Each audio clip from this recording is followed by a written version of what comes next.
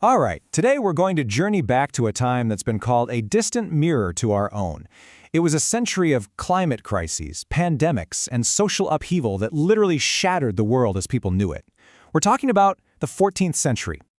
You know, historian Barbara Tuchman gave it a now famous name, the calamitous 14th century, and she was not exaggerating.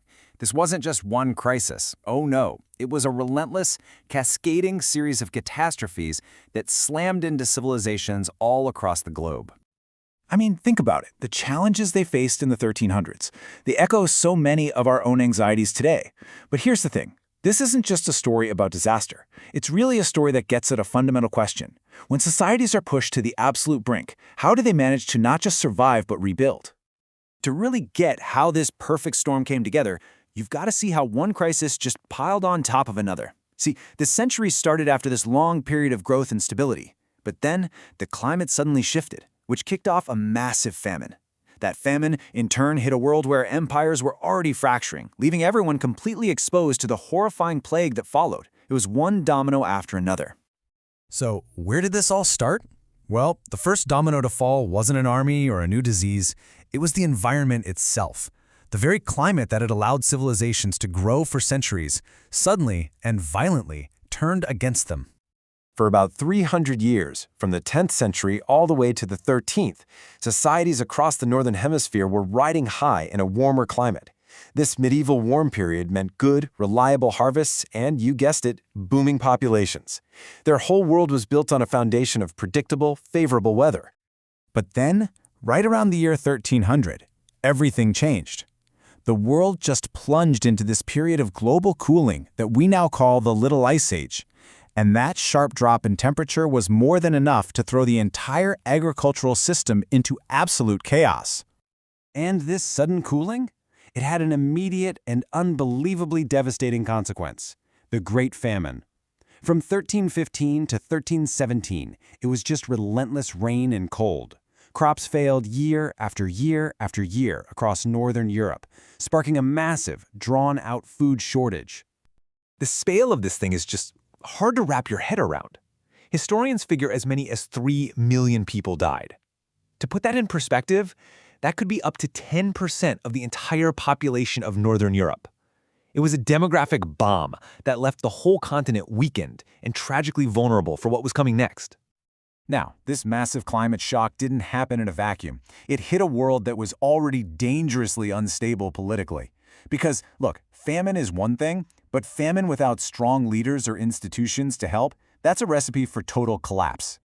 If you looked across the interconnected world of Afro-Eurasia, the big centralized powers that might have been able to handle a crisis like this were either breaking apart or busy fighting each other. There was just no global safety net. And this leadership crisis was, well, it was everywhere. The Mongol Empire, which was once this huge, stabilizing force, was completely unraveling. In China, the Yuan dynasty was dealing with constant revolts. And over in Europe, even the church was split, with different popes all claiming to be the real one. There was just nobody in charge. The whole region was just defined by this political fragmentation. There was no centralization, and what that meant was this patchwork of divided, competing kingdoms had no way to coordinate a response to a large-scale disaster. Every kingdom was on its own, completely exposed to the horror that was about to wash over them. So you have this weakened, starving, politically broken world. And right into the middle of it all, a new biological catastrophe emerged from the east. This was the final, devastating blow: the Black Death. The disease itself was caused by a bacterium, Yersinia pestis. The name Black Death likely came from the blackened tissue it left on its victims, a name that just perfectly captures the pure terror it inspired. The telltale sign was these buboes, these horribly painful egg-sized swellings. For most people who got them, death was fast and agonizing. To give you some perspective on how lethal this was, the mortality rate of the Black Death was just orders of magnitude higher than even the deadliest modern pandemics we've ever faced, like smallpox. This was a disease that could kill more than half the people in a town in a matter of months. It's almost unthinkable. So how did it move so unbelievably fast? Well, the mechanism was tragically efficient. You had fleas carrying the bacteria, and those fleas lived on black rats. These rats were the perfect stowaways, hiding out on merchant ships and in trade caravans. So the very trade routes that connected the world, the things that brought prosperity, like the Silk Roads, they suddenly became highways for disease.